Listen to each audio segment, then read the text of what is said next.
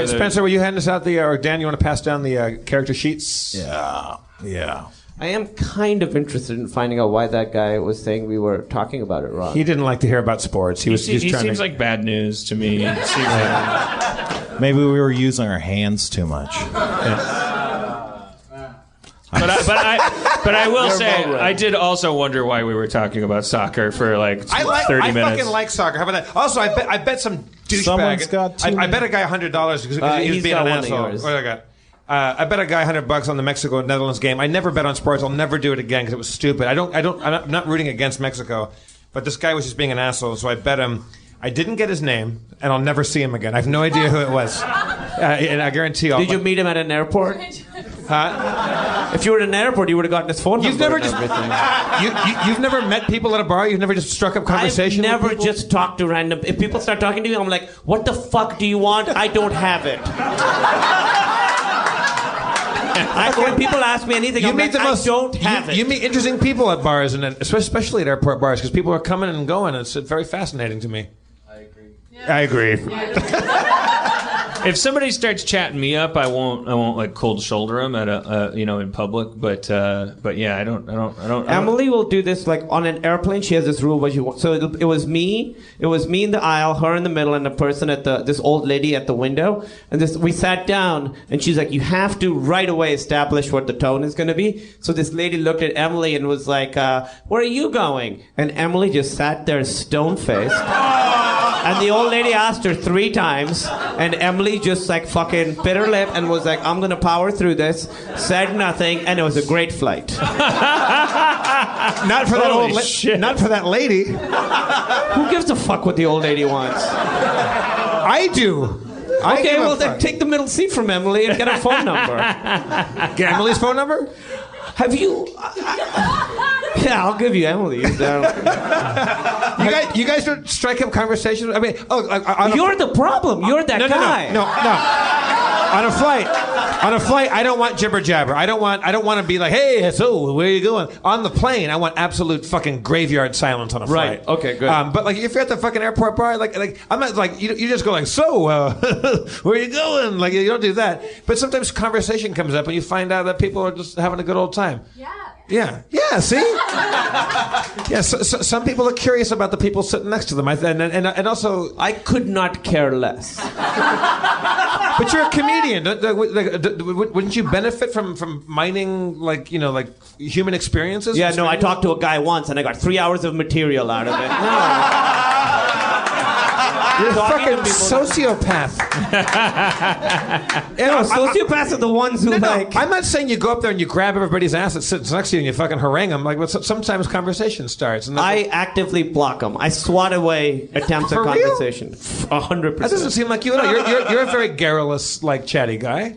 Yeah, but not with fucking people I don't know.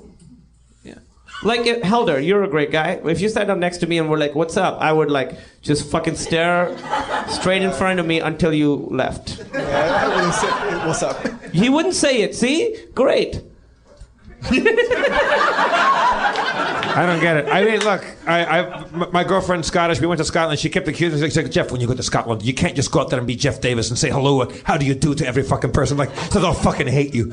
I'm like, they're gonna love me. And then I was walking down the fucking street, Christmas Day or Christmas Eve day, and walking down the road, and I see her father outside, and I see him. I'm leaving. I want to go get Kate a little gift and have breakfast on my own. And I come back and I see him talking to a dude, and he's talking to a buddy of his, a small town outside of Edinburgh, and they're talking. So I see him, and he goes, "Hey Jeff, what are you up to?" And I'm like, "Oh, I did this, I did that." And there's a guy standing right a foot away from me, and he and Andy, her dad, and I are talking for a while, and he's like, so later on, we'll do this, we'll do that. I said, "Yeah, I know." We're just chatting. And I turn to the guy next to me because it's weird that I haven't been introduced.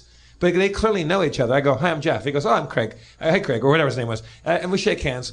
I get back in the house, and Kate's father's like, "There's Jeff walking down the road, just saying, 'How do you do?' Oh, good morning." I was like, "You fucking, there's a guy standing there." Like introduce him. And he goes, "Jeff, we just don't do that here." I go, "It's called having a personality, Andy." Well, you ruined Craig's day. Craig liked it. Also, Craig's still talking about it. Craig fucking liked it. Also, to people he fucking knows. He found. So then we go to Kate's family. They meet at the borders because some of her family's in England and some of her family's in Scotland. So they meet at the Scottish-English borders, and Dan and Aaron and I and Kate, we all go to the to Hadrian's Wall. You know, some famous old Roman wall. You know, and shit. So we're looking at some history, but it was all closed because it was Boxing Day. So all the tourist centers are closed. So we go back to the house. It's everybody there. We've known. We've met all the family. There's a few Americans there, us, and everyone else is Kate's family. We meet everybody because we've been there for 2 days. There's a guy that comes in who works with her mother. I don't know this guy. We're standing in the foyer, and he's shaking off his umbrella. And I go, "Hi, I'm Jeff." He goes, "Hi, my name is Craig," because they're all Craig for some fucking reason. Everyone's named Craig. And we meet, and he goes, he's asking me questions. He's like, "So what have you been doing since you've been here?" I said, "Well, we went to Hadrian's Wall." He's like, "Oh, what part did you go to?" I said, "It was this part, but it was closed." He goes, "Well, you know, like I'm a big history fan. Like I know all about it." He's telling me all about Hadrian's Wall, and he was like going on this big, expansive monologue about why this happened. And I asked him questions, and he's following up. And then fucking Kate's dad comes in. "Oh, there's Jeff again. Fucking how do you do?" I'm like, "Fuck you." It'd be so funny if it was like Sixth Sense where we actually see what's happening and it's just you talking to this guy. And he's all Telling him bummed what out. yeah, and the other guy's just like trying to get away. Kate warned me. She's like, "Jenny, fucking talk to Granny. Granny will fucking murder you. She fucking like Granny hates everyone." Like grannies love me. I'm fucking great with the grandparents. Like Granny hates everyone. Like fucking Jenny with Granny, and fucking met Granny. Guess what? Best fucking friends. She fucking loved me. That's what you think, yeah. She did. Actually, Kate later on, she's like, "Granny loves you." She's like, she hates everybody else, but she loves you. I was like, "Yeah, because she hasn't been spoken to, because you guys are a bunch of terse weirdos. Like, fucking make an effort, cocksuckers."